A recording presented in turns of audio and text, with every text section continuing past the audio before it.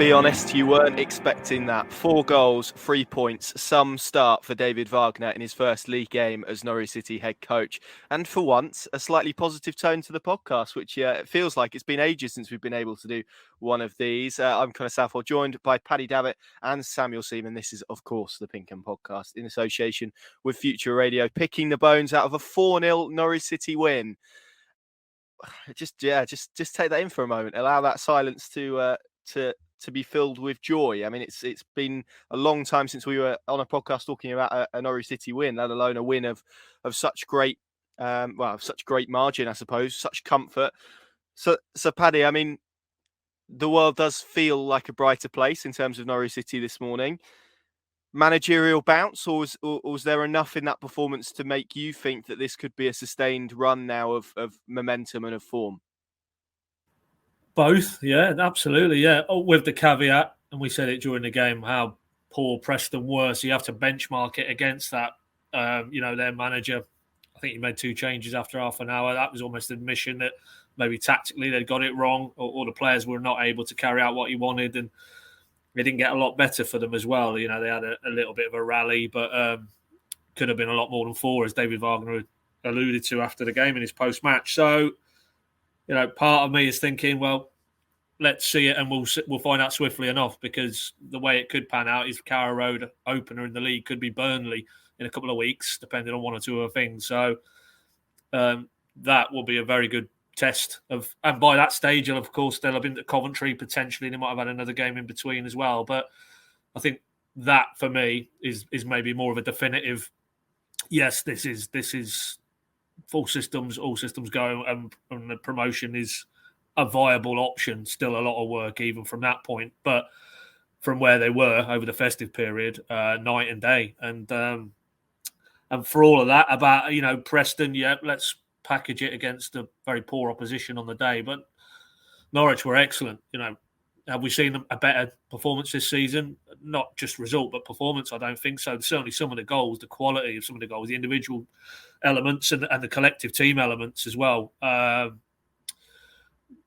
Unbelievable, really. The transformation that can be overseen in effectively the space of a week, just over, with an FA Cup tie in between. But to go from where we were, and we'll have to mention his name, Dean Smith, at the Blackburn game, the Luton game over Christmas, to what we saw under David Wagner at Preston on Saturday was, it was transformative. And it's clearly he is the catalyst, because it's the same group of players, it's the same fan base, it's, dare I say, the same local media. So there's not a lot changed in terms of the elements around it, other than that there's now an individual in place with some new coaching blood as well, who have seemingly, in that very concentrated period of time, just a matter of training sessions, really, found a system and got the players to play that system, and they're clearly buying into it. You can see the confidence coursing through the veins of a lot of those individuals now who looked bereft not all that long ago. So ultimately, he's the catalyst. But let's just temper it that it was 90 minutes against a very, very average Preston who'd lost their 3 previous games at home. So there's clearly issues there on that side of the fence. But you can only, as the cliche says, beat what's put in front of you. And they didn't just beat them; they dismissively put them to the side, and that bodes well, because it kind of underlines what we've always felt, that there is a group of players, and actually the Preston boss said it, Ryan Lowe, in his post-match. He said, looking at Norwich, that he believes and always has believed that they are a top 3 team in this league, and essentially they were underperforming to be languishing in mid-table, coming to Preston. Something's gone badly wrong, was what he inferred, and obviously, as we know, something has gone badly wrong, because they had to make a change of coach. But fundamentally, we always felt there was a group of players who were good enough to be at the very top end of this division, and on the evidence what we saw yesterday, that underlines what we all thought. But as David himself said, small steps, hell of a lot of hard work to do. And even in that performance, it was far from complete. There was elements of that he knows they can be better at, will be better at.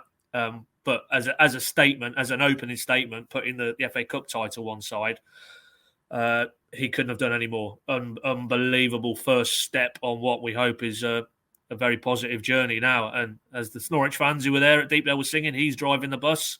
And I think you better get on board because it's going to move pretty quickly, I think.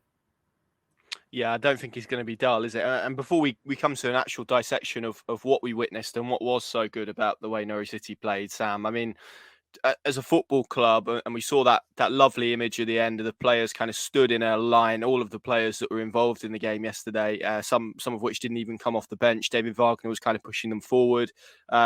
To have that moment with the fans, it felt kind of like a moment of healing. It did feel quite significant, but purely as a whole football club, and I include everyone in that, it felt like a result that was really needed for everybody just to kind of lift the place after what we've seen so far in this championship campaign. Yeah, and it's almost at the point where we can't really remember the last time there was this sort of mood around the football club. I certainly can't, and I think when there was that's those scenes at the end of the players going and addressing the away fans who'd obviously travelled a long way to support them, it felt almost foreign to me, and it shouldn't feel like that. And I'm not using this to hark back and criticise, but I think they really needed that reminder of why they do this. There have been times so far this season where I thought, these fans are really, you have to commend what they've done, because it's been so long since they actually were rewarded for their, 60, 70, 80 pounds they're paying to go and watch this team on the road. And I felt that the 970 fans who were there at Deepdale were finally rewarded for the commitment they've shown over the last, I suppose 18 months. It's been really, really difficult. So I was pleased for them that they managed to have that moment, because even when they have witnessed wins, I think they've had to perhaps falsely cling to 1-0 wins and perhaps dogged displays, sort of grinding through results. And this is the first time I can remember in a long while where they've actually gone to an away ground, dominated a game, and saw somebody made a good point on Twitter yesterday that this was the first time they've actually been the better side for 90 minutes this season. So I was really pleased for those fans that they were rewarded for their sort of hard work and commitment. And obviously we hope that they can continue to produce in that vein, because they've now got a new man who fans seem to have taken to really, really well, and a team that seems to be absorbing his ideas really, really quickly. So as much as our worries were previously that he's going to have to implement quite a complicated tactical system with a sort of hectic championship schedule, I think yesterday showed that they can perform that at a quick rate, and David Wagner can put those ideas into the players quickly. And I think it was just a positive day all around. You look at our social media channels and how everybody's reacting to those, and the clubs, and it's just a much happier place to be in the sort of Norwich City bubble at the moment. And I think that's what everyone's been trying to achieve for a really long time now.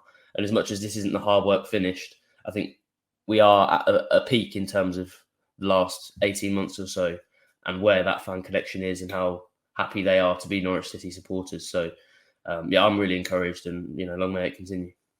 Yeah, I've seen a lot of people, and Paddy kind of touched on it there, telling people kind of just to temper it a bit, and I get that, and that's probably natural, but I do feel like after everything that Norwich fans have had to endure, particularly over the last 18 months or so, I can forgive those who are really enjoying this result and are really sort of reveling in it, because they've had to endure some pretty difficult afternoons and some, let's be honest about it, not particularly great football at times as well. And you're completely right. For them to go to an away ground and dominate a game for certainly 80 minutes. I thought there was a 10-minute period where Preston clawed it back slightly, but not enough to really sort of swing the pendulum in any great way. But certainly for the majority of the game, and who knew you could do that, dominate a game for the majority of it, just incredible. And so yeah, those fans deserve that. My personal highlight was the Kieran Dowell's new chant, which we were talking about in the car last night, Pad. Get Dowell on it. I don't know if you've, which is a version of a song by Kool and the Gang, which Google tells me. Never mind just talking about it, Connor. You brought it up now. Let's have a rendition. Well, do you know what? I've got it in front of me here, and it says genres funk. So I'm steering well away from that. That's completely alien to me. But I'll let the Norwich fans sing that, because that's a good one. There's quite a few for Kieran Dowell now, which is good, and we'll come to speak to him in a moment. But Paddy, I think it is now, and what I don't want to make this really is a complete bashing of Dean Smith and what's gone before, because we've done that. It's kind of old ground, and there were a couple of chants yesterday in Deepdale about him, and I hope now that that's kind of it, and that can kind of be left in the past to some extent. But there will naturally be some contrasting and comparing. So I mean, some facts for you. 3 games this season under Dean Smith, Norwich managed to have 20 shots or more. They've done it in their first 2 under David Wagner in both the FA Cup and the league. I mean, it is quite, even in this short period of time, it is quite impressive what he's been able to do with this group of Norwich City players and the way that he's managed to get them to function, even though we probably all accept, and everyone, players, himself, but also the fans as well, probably accept that there's so much more to do as well to fully grasp what he wants them to do. Yeah, absolutely. It's the first step, as David himself said after the game. I mean, it always felt there was this internal struggle. Like Dean Smith had the pieces of the jigsaw and was trying to ram them into the sections that they weren't actually supposed to be going into. And hence it looked disjointed. It didn't work fundamentally. Whereas this guy has just gone, right, we'll knit this together. And it's worked. So, I mean, Kieran Dow, we will get into him, but how inspired was it that the role he asked him to do yesterday and the demands that he's placing on him as well? And you just think, well, David Wagner has seen that. Dean Smith seemingly wasn't able to do it. You know, how he's, well, the 2 fullbacks. I mean, let's start there. Max Aarons and Dimi Yanulis are transformed. They look like different players and so important and integral to this front foot, full throttle, aggressive, high tempo style of football that Wagner wants to play, yet, and a little bit unfair to go back to it, but Dean Smith's first instruction to Max Aarons when he came in the door, and I know that was a Premier League survival fight, was I don't really want you going over the halfway line because we need to be a bit more solid. And I guess essentially what this debate revolves around is the 2 vastly different ways that these coaches seemingly view the game and their own, then overlaying their own characters and personalities. Dean Smith said, quite honestly, he wasn't a Daniel Farker in terms of that effusiveness. And of course, that was always packaged as not getting on the pitch maybe at the end and acknowledging the fans. And that was always a little bit harsh because if that's not in your character, that's not in your character. But in terms of, you look at the 2 men and how Wagner's already interacted with the fans using the messaging through obviously us and club media channels, it's night and day, and how those messages, more importantly, are received, and because it all flows into this sense that we can row in behind this guy. There's an energy and there's an intensity, and that Norwich are going to be proactive and force the pace and not be, well, you know, it's going to be it's almost Houghton-esque. That's what it felt like under Dean Smith in terms of the challenge, that every game is going to be tough, and if we can eke our way to results all being well, we'll take it. But, you know, don't expect us to romp through this division. I mean, nobody is clearly expecting Wagner to do that. But by the same token, you know, as David himself said on Friday, we will respect every opponent, but there'll be no fear and we'll try and impose ourselves on them. I don't think we ever got that sense across the entirety of Dean Smith's tenure that Norwich were going to be that bullish. And as a result, that inhibited,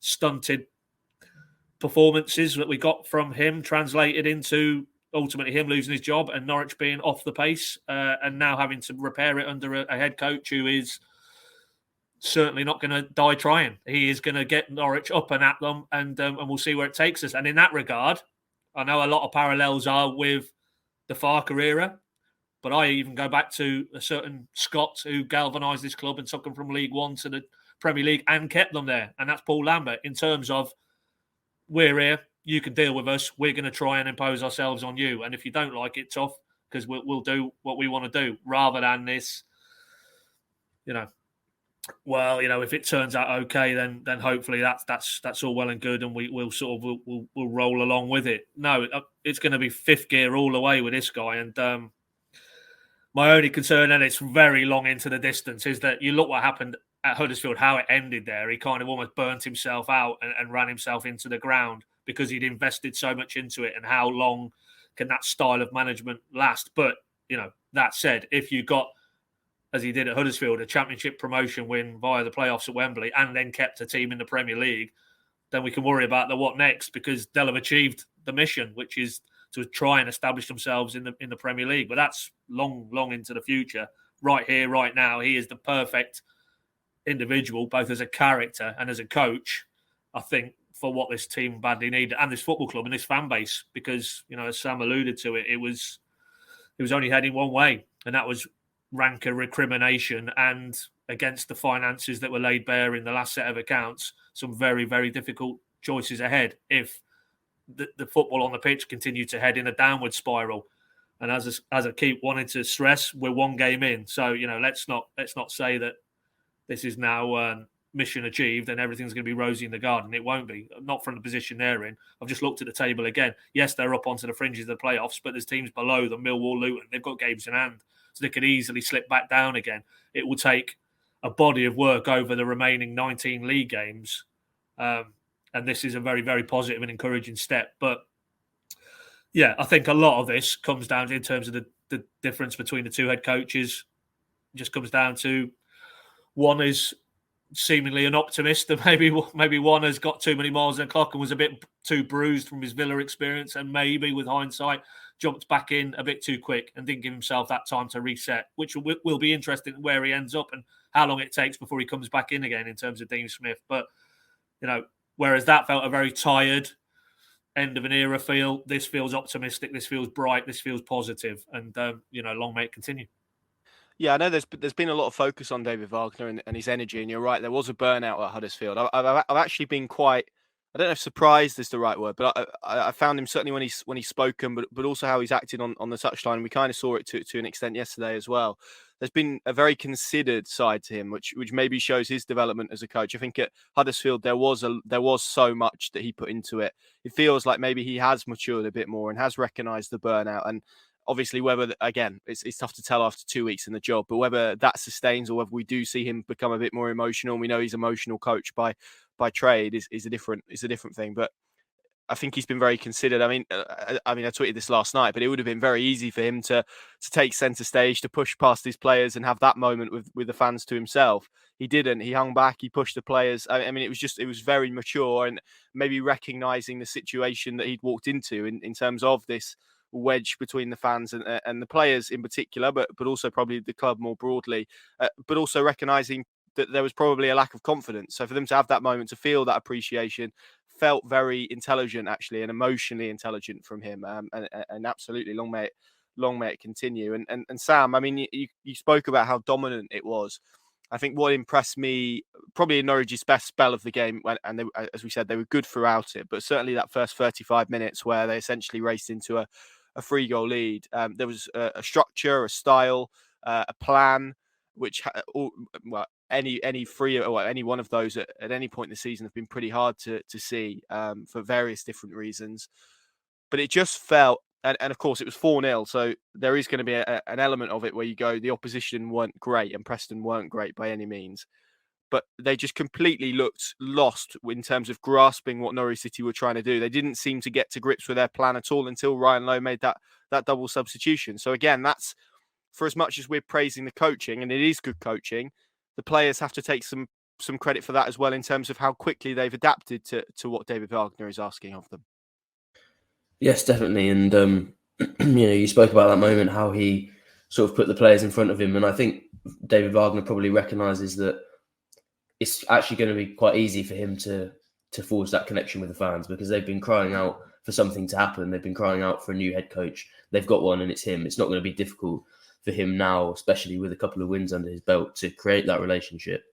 And he probably recognised that actually the players are the constant between his regime and Dean Smith's, and probably they need to actually forge that relationship a little bit better. But as you say, I think they have to take enormous credit for the performance, because the biggest thing for me by quite a long distance in football, as much as we talk about tactics and we try and analyse and we call for head coaches to change and we speak about their impact, technical quality will always be the large majority of whether you win football games. And I just thought there were so many more impressive individual performances yesterday than we've seen throughout the season. I thought Dimitris Yanoudis had perhaps his best game in a Norwich shirt. Max Aarons hasn't reached those sort of levels probably since the 2018-19 campaign, in my view.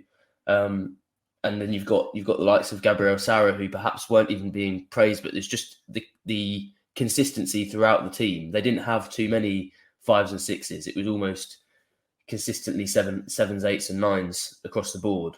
And I felt that really was the driver behind such a performance. I think the confidence that allowed them to do that probably is where you have to give David Wagner a little bit of credit, and the clarity of his system probably helped provide that confidence. But you look at the number of players that were impressive. There aren't many that you could actually pick out and say you weren't impressed by their performance yesterday. So, yeah, I think they deserve enormous amounts of praise because they haven't got any for a really long time.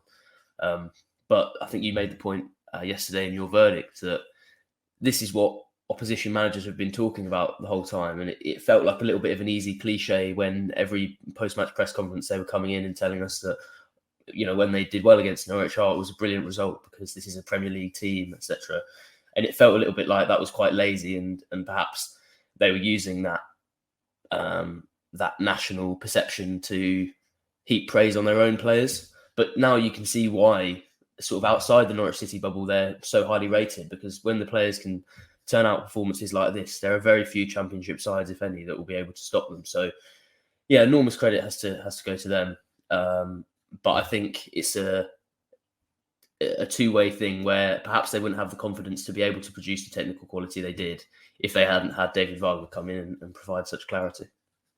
Yeah, players are a simple beast. I think and to be fair, Alan Russell spoke about clarity, and he used that word quite a lot in the days that he had in charge of Norwich City, and spoke about the importance of it. And I think we're seeing that now in terms of, you have a system, you tell players what to do in that system, and actually you can get the best out of players in that system. Just to go off on a tangent, I've just seen that Peter Andre has done a rendition of Get Down on It, which sounds absolutely superb to me. You could decide whether that's sarcasm or not, but that probably segues us nicely into Kieran Dowell's performance, Pad, because I think, and we will probably dissect the team now and go through individuals in this part of the pod and talk about the elements that they were very good. But actually, I think there were lots of eyebrows raised when that team news was announced on Saturday at 2:00. Mainly probably around the goalkeeper position, which we'll come back to, but also at Kieran Dowell's inclusion, because he has become quite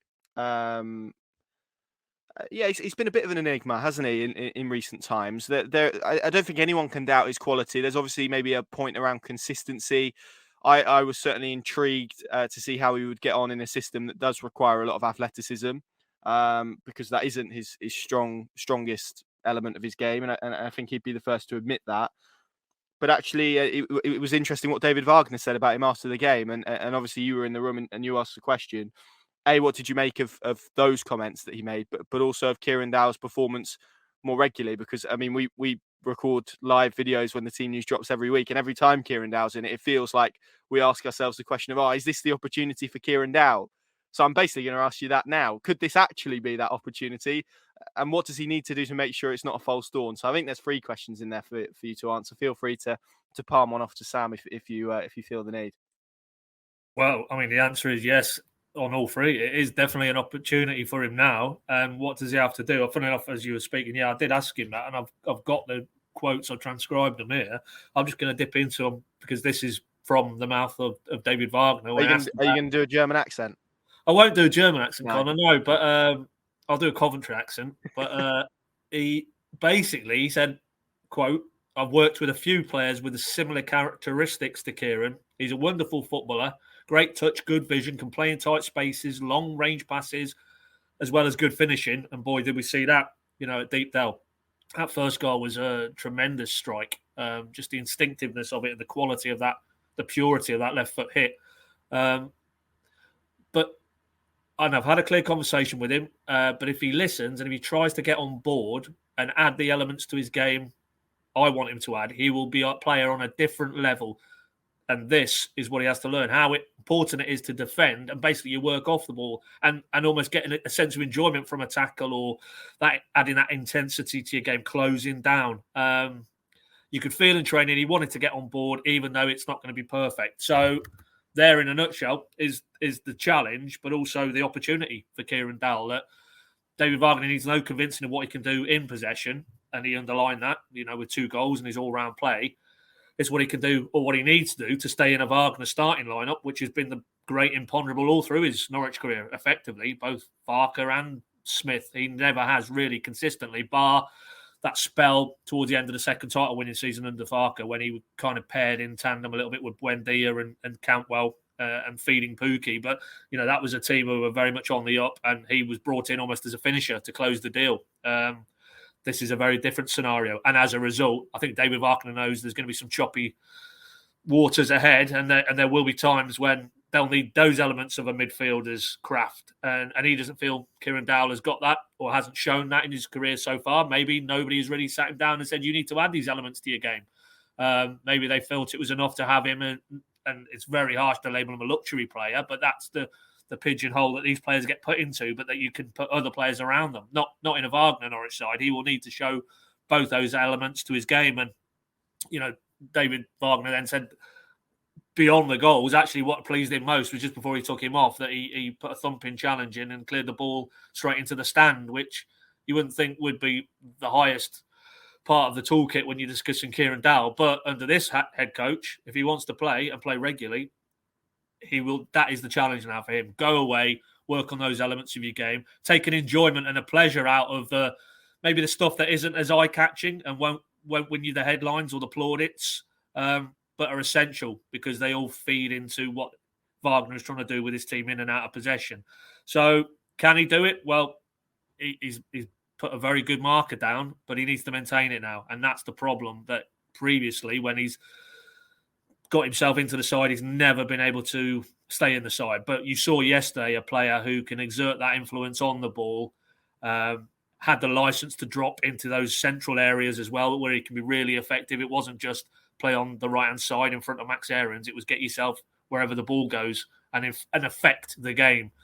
But that means under Wagner affecting the game out of possession as much as in possession. So the challenge is there. He's clearly made a favourable impression. He needs to crack on now and add that element to his game. And then Wagner's right. If he can add that element to his game, he's too good for the Championship.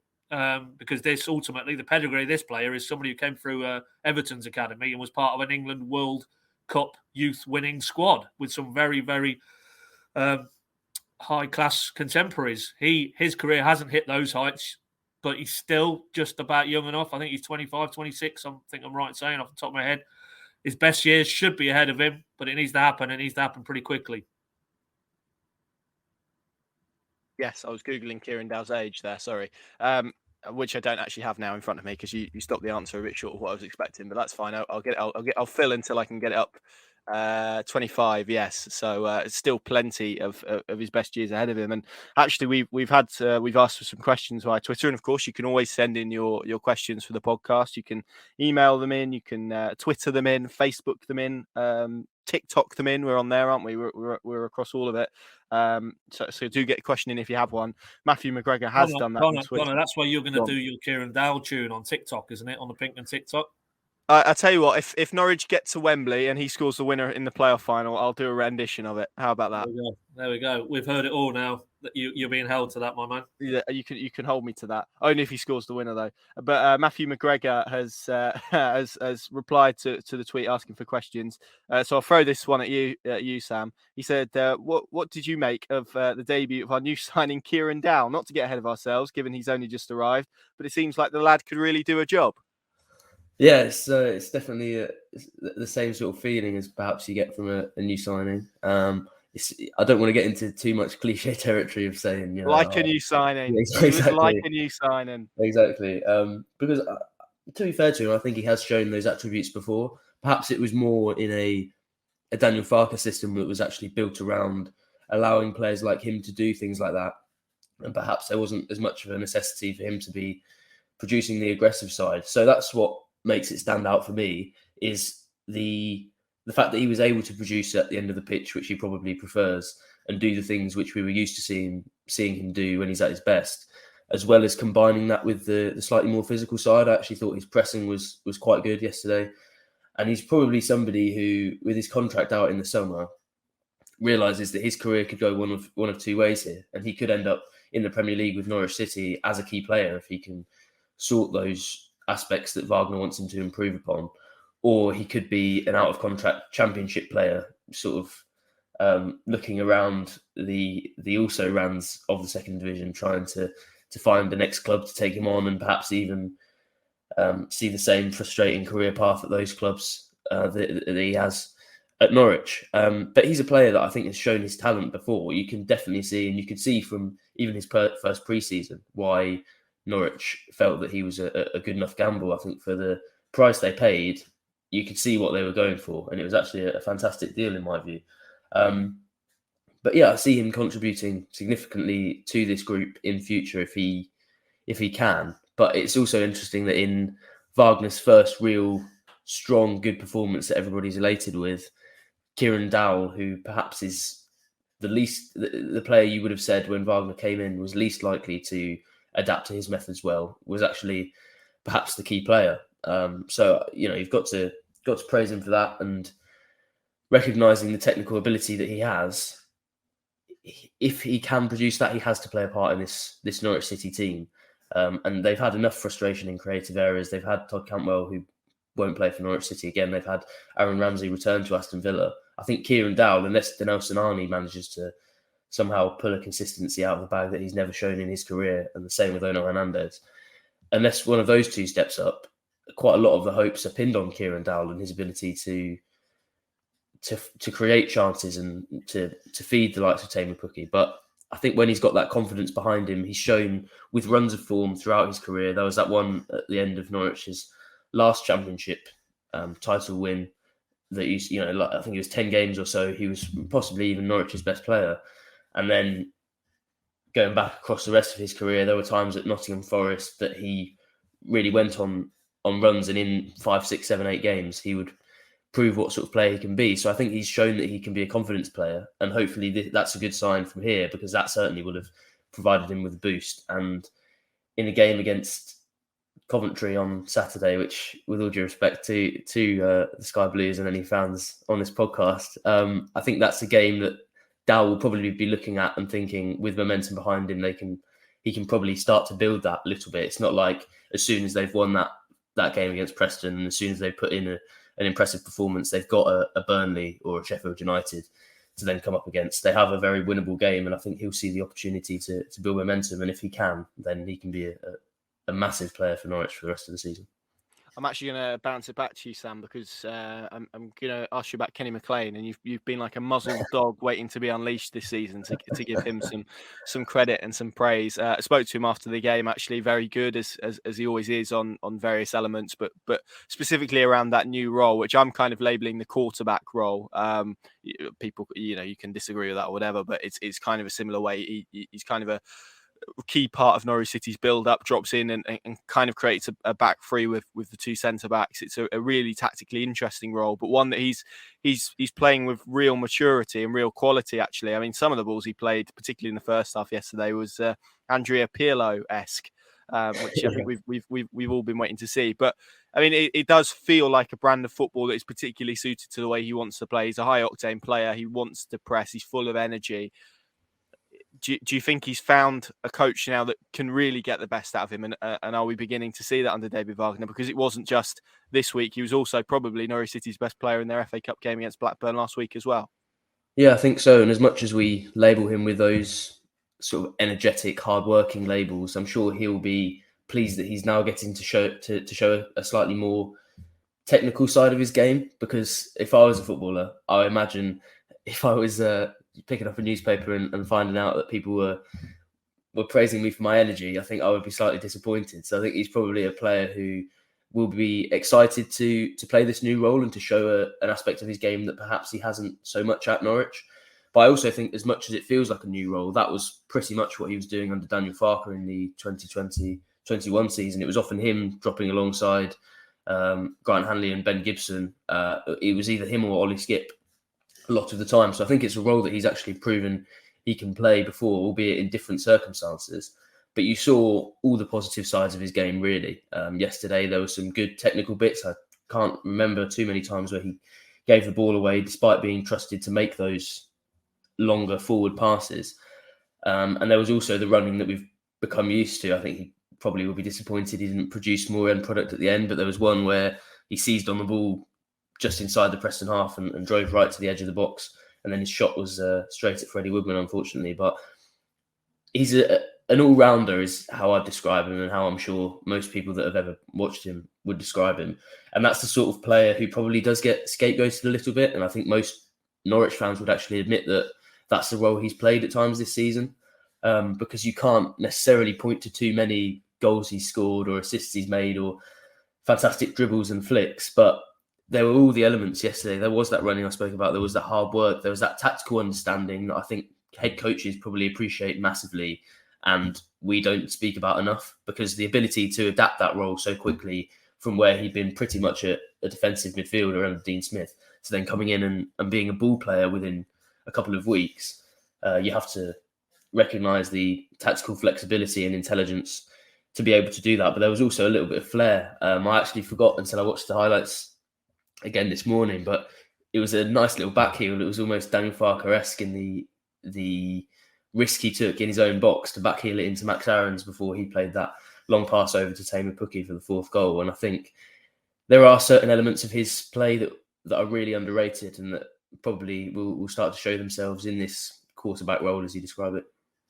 Yes, indeed. I wanted to give some honourable mentions as well. So honourable mentions to Max Aarons, Dimi Yanulis. We could probably list quite a few others, but we're not going to have the time to go into all of them in detail. One that I did want to go in detail with, though, Pad, was Teemu Pukki, because he's someone who has had a little bit of maybe criticism is maybe a bit strong, but certainly there's been some doubts cast upon whether he's still the same player, whether he still has the same quality, whether he's still capable to maybe rack up the goals in the same way as he has in seasons gone by. And that's kind of persisted throughout this season. There's been some talk from some about Josh Sargent actually replacing him as Norwich City's kind of figurehead, I suppose. Obviously, David Wagner has maybe found a solution to that in terms of playing two up there. Yesterday, obviously, scored a brace that takes him to 10 for the season. He's now scored 10 goals in every single season, or at least 10 goals in every single season that he's had as a Norwich City player. Only 4 players this season have scored more than him: Carlton Morris, Victor Gyökeres at Coventry, Oscar Estepinian, and Chuba Akpom.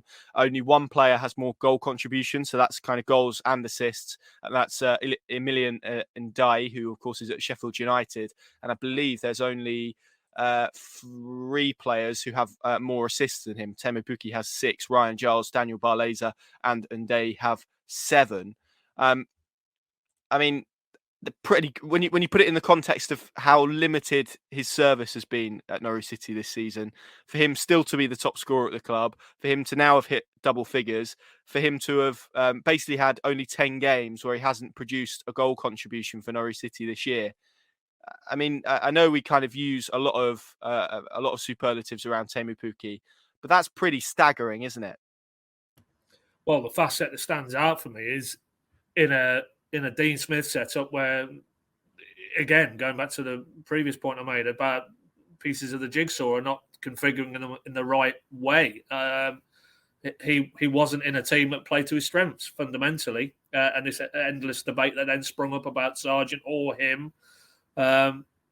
Almost masked that, the levels of service that he needed and the quality of service just by and large was absent. So to have produced those numbers is a testament to him as an individual, really, that he's almost powered through and just got his head down. But I mean, there's absolutely no doubt, much like Norwich's performance was night and day, you could say the same about him, and just the sense that he gave on the pitch, that how much he was enjoying himself and almost clicking back into a familiar, groove, underlined for me by the third goal, which wasn't actually one that he scored himself, but that channel run that, a certain Argentinian used to find him with regularity. This time it was Josh Sargent, to underline the point about the two of them can play in those central areas, with Sargent slightly deeper.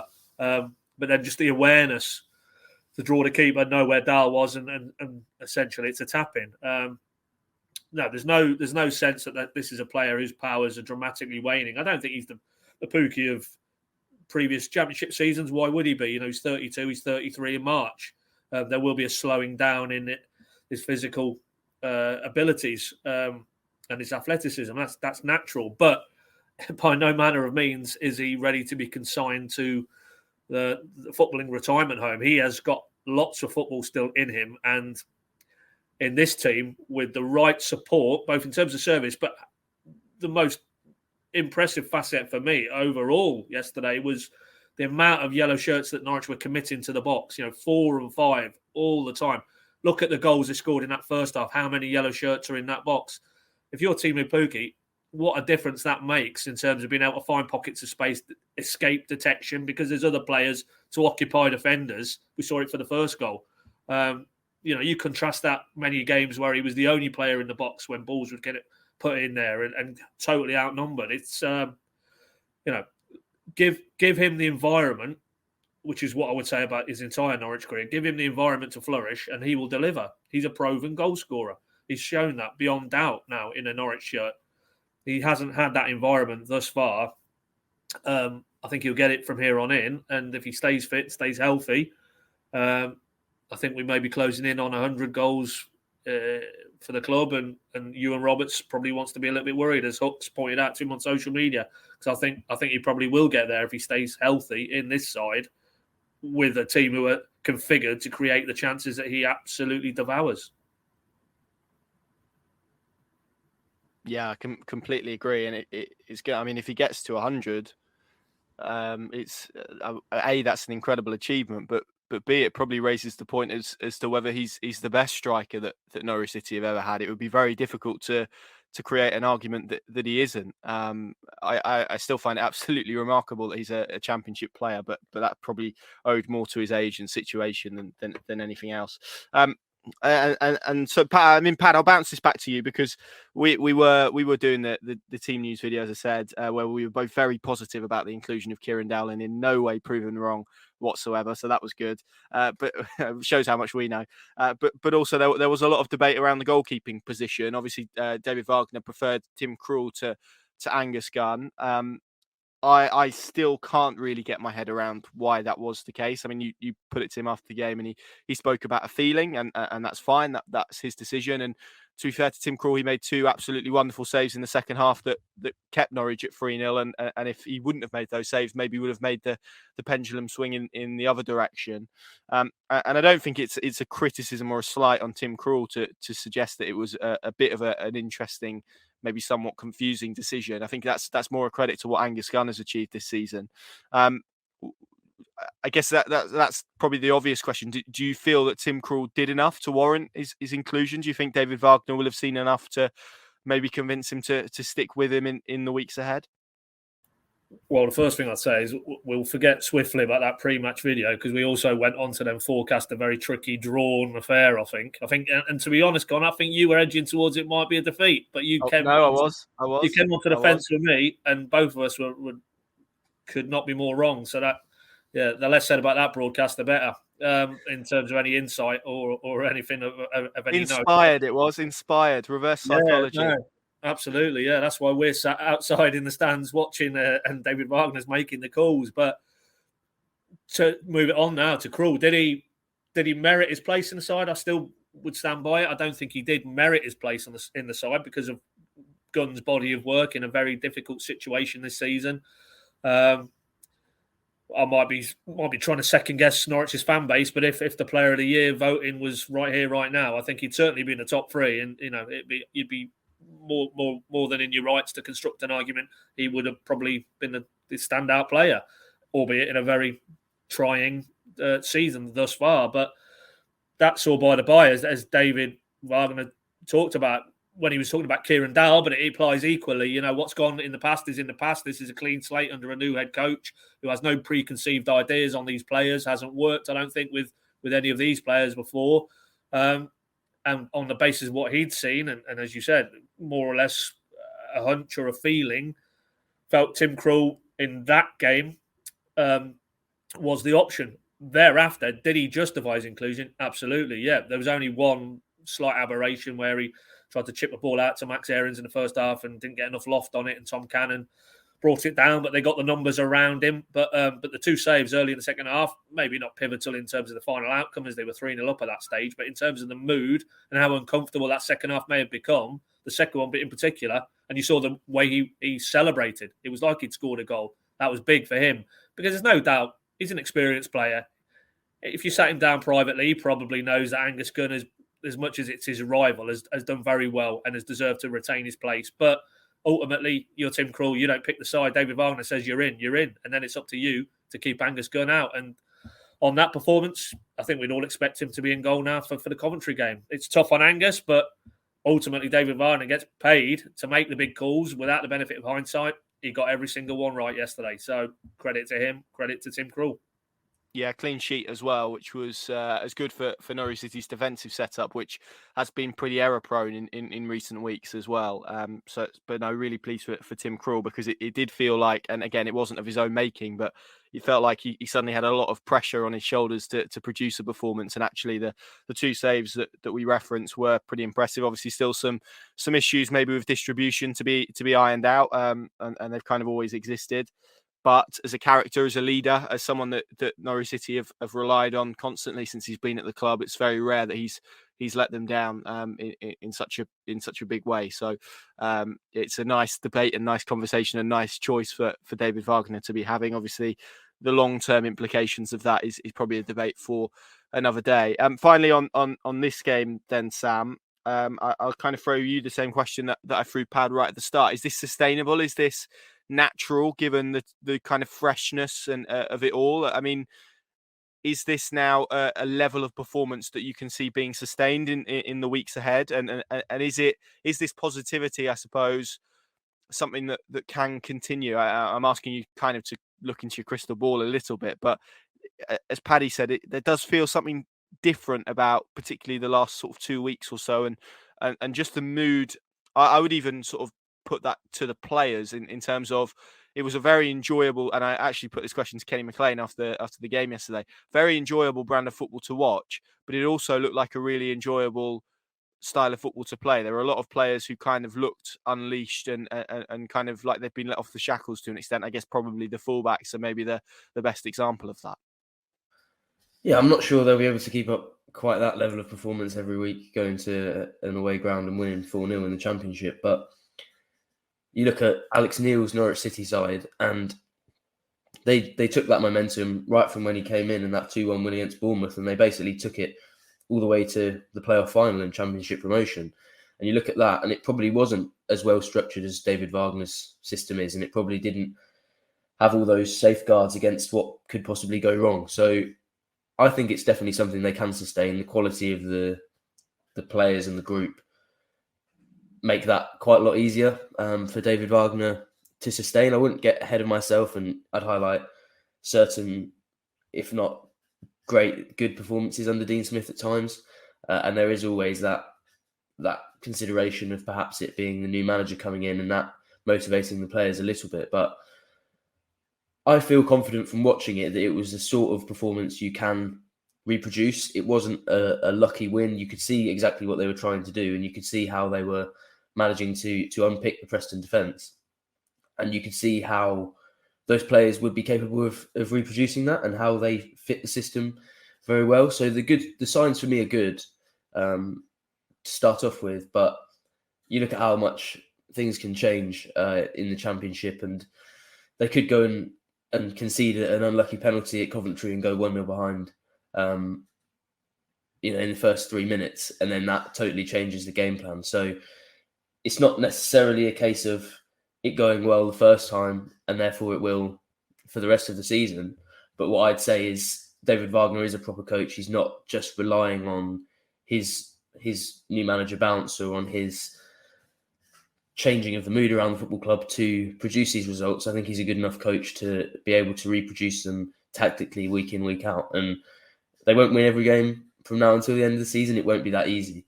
But the signs are definitely there of something that can be reproduced. And I was encouraged with almost every aspect of that game yesterday. So I personally am feeling a lot more positive about Norwich City's promotion credentials than I was even right before that game. And I'm sure Norwich City fans are as well. So yeah, the only way is up from here, hopefully. And it looks like something they can reproduce for me. Belief, it's been a word that's been in short supply so far this season, so hopefully that continues. And of course, Norwich City are being sent to Coventry next week, so we'll be able to see what is produced there. And we may well get a question on that front in a minute as we look to some of the other questions that we've had. First and foremost, a question from Sophie on Twitter. So thank you very much for the question. She has asked, so I'll throw this. This is probably one for all of us to answer. She said, "What was your personal highlight of the trip to Deepdale?" Pad, I'll go for you first. What was your highlight of what was a glorious weekend in the Northwest? Oh, I don't know. Yeah, we don't. I don't know. There's an unwritten rule about cuisine on these trips because obviously it's all work. Goes without saying, so we don't have time. Well, to be fair, I think we can talk about cuisine that we purchased if that's the route you're going down. Yeah, no. I'm just thinking personal highlight. There was some nice food consumed, so that might be, but that's not why we're there. So I'm thinking of a personal footballing highlight, and it's you could say the overall performance, but if you're going to drill it down a little bit, I just love the third goal, basically, just the cohesiveness, the start from crawl. Yanulis, even that in microcosm is what Wagner has brought. That certain other head coaches might think, "What is my left back doing just outside our own box?" Effectively squaring up his marker and going around him on the outside, because he gets that wrong, then that individual is closing in on Tim Krul and having a shot. So it's high tariff stuff, but having done that, to then feed it inside to Sargent, the brilliant link up with Pookie, and then Pookie, the awareness and composure for Dowell to sense that opportunity. It was just training ground stuff, but in the heat of a championship game where there's so much at stake now for this Norwich team this season, almost just off the cuff. And it's not off the cuff. There's a lot of work going into that, clearly, already at this stage, you can see. But just the license and the freedom and the enjoyment in that goal, probably contrasted with the drudge we've had to all work through and endure. It was just an uplifting piece of football from Norwich City. And, so that would be my personal brackets football highlight. Sam? I think the food is up there, but there's nothing quite like being able to give you to a told you so look every time Kenny McLean or Kieran Dowell does something good. So that's something I always enjoy doing, and there were quite a lot of them yesterday actually. So hopefully there's many more of them. Although I get the sense that they're both turning the tide from both of your point of view. So might not be so easy for me. I might have to look on it with hindsight now every week and remind you that I was a Kenny fan before anybody else. But yeah, that was probably my own personal highlight if we're foregoing the food, as Paddy did. Well, can I just say I've always been a Kenny McLean fan, but no one I haven't met quite a Kenny McLean fan quite like you, Sam. So that you can take that as a compliment, or you can take that as however you like. So there we go. It's a compliment for me. Pad, you nearly got stuck in Deepdale. You were the last in with the cleaners. Connor, personal highlight. My personal. I was going to praise Coventry. We're going to come on to Coventry. Well, there's no issue with that. You should be praising Coventry. I was praise Preston's general setup because it was from our perspective everything was very spot on. So I wanted to give Preston for their off-field stuff, and the staff are always very nice when we go there as well. So that was my personal highlight: the general hospitality and warm welcome that we received in Lancashire. But I was going to ask you, Paddy, about nearly getting stuck in the ground, which you nearly managed to do with Adam post match. Yeah, no, that was eventful. Just to paint the scene, we've got where we sit in the stand it's kind of to draw a parallel with Norwich. It's like we're sat in the back of the south stand, and the media at Preston is basically all the way around where the snake pit is, essentially. So you have to get yourself around there. They have a little executive box where the managers were brought to, and then obviously they depart, and we start the process of producing content.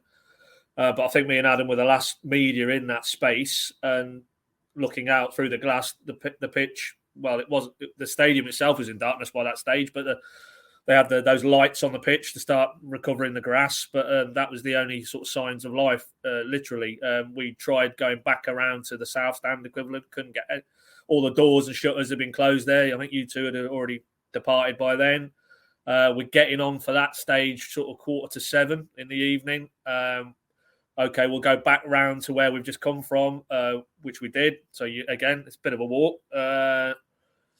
In through the doors, in through the room we went into, out into that corridor in that stand, took the right-hand direction, went all the way down three floors, stairwell, nothing. Couldn't get out. So I had to come back out again. It's now about 7 o'clock and we're thinking we might be in for the night, which wouldn't have been the dream, to be fair, much as I'd enjoyed my afternoon at Deepdale.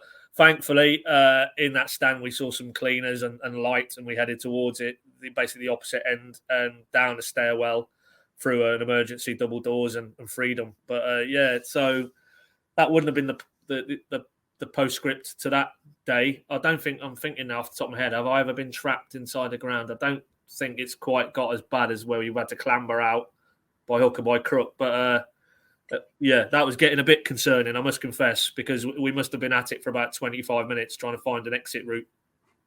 Yes, yeah, and me and Sam were waiting outside the car that you had the keys for as well. So that was in the rain. And Sam had his suitcase in said car. To finish the story, maybe you jump in here, Sam. But yeah, well, you lot were kind enough to atone for your error and give me a lift to Preston train station. But I did. There was a moment of realization actually where I thought I was just sort of waiting around to say, "Good work, chaps. See you later." And then I thought, I'm not going to be able to do that. I'll just ask Connor for the keys. And they still don't have the keys. And I thought, I could be quite stuck here. But yeah, managed to get on the train in time. Obviously delayed at some point in the journey. But arrived home safe and sound. So in the end, chalk it up to a learning experience. And maybe we'll get out of away grounds when they actually kick us out in future.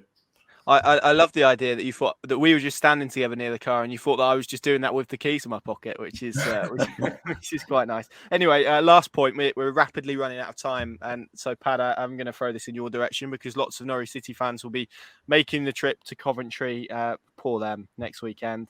And a lot of them will be hoping to explore the city. It is the city of culture, isn't it? So, Adam Harvey. I'm not sure if it is anymore. Yeah, I've lost track of it. I think it was. Yeah. The once city of culture, along with Hull. So I'll let our listeners come to the conclusions on that. But Adam has asked, what's the best landmark in Coventry? So luckily we've got a Cov resident here to tell us about all the places that you'll be able to explore before next weekend's 12:30 kickoff. So you got to think it's morning time, Pad. What's the best things to do in Coventry, obviously apart from leave it, that people might want to do in the morning before the game? I'll ignore that. I haven't checked, so I can't. I'll have to caveat this with you'll need to get onto Google and double check opening times. But I think it would be remiss not to check out the Transport Museum if you are in Coventry, which is world renowned, I might add, such as the heritage of that great city. So, but to be fair, the configuration of where most Norwich fans, I'd imagine, would come up sort of from Norfolk area, at least A14, M6. You can actually just come off the junction, everybody who's been to formerly the Rico, now the Coventry Building Society Arena. It's essentially off a junction of the M6 down to a roundabout, and there it is. So you never actually physically have to go into the city that is Coventry, really. So I'd probably advise them just to enjoy the game and then get back in their cars and head back to Norfolk. But if they were minded after the game, because it is an early kickoff after all, then there's plenty to see and do. We'd need at least 3 hours added onto this pod for me to go through all the cultural highlights of the Motor City. But if you want one, try out the Transport Museum and let me know how you get on, and let them know I sent you. You might get a bit of a discount. Dear, oh dear, oh dear. A Transport Museum. I mean, I'm sure if people are that way inclined, I'm sure it's thrilling. Listen, any school-age child in Coventry will have been taken to a school trip to the Transport Museum. So it's part of growing up there. You get to see everything from penny farthings to land speed record sort of cars. I'm no motorhead. I don't want to dismiss that illusion, but you would find it very informative. Let me tell you. Sounds absolutely riveting. I'm sure people will explore it with great joy next weekend. I mean, you're obviously going to be sat. Adam's going. Obviously, Adam's going because he's mad keen on it. He's even asked him to go to the Transport Museum. So if that's where you boys want to go, that's where we'll go. Oh yeah, I can't wait. I can't wait. You'll of course be sat in the press box with a half and half scarf, so you'll have to remain diplomatic. Obviously, hoping for a draw. So anyone who watches the team news video next weekend will see Paddy predict, I'm sure, a 1-1 or a 2-2. We'll see. Although to be fair, I have sat next. Well, it was in COVID times. So sat a few seats along to you the last time that Norwich played Cov in. That was at Carrow Road, and they scored a relatively. Was that the FA Cup? No, it was the league. Sorry, yeah. It was the league, and they scored a relatively late goal, and you managed to keep yourself relatively. I actually think you were quite frustrated because of various technical copy reasons that I won't get into for people listening to this podcast. Anyway, that seems like a nice place to leave it. To Coventry we go with plenty of optimism and belief. Hopefully, this time next week we are talking about an equally good performance from David Wagner's side. Paddy, Sam, thank you very much for joining me. Thank you very much for listening. Wagner's at the wheel. All aboard.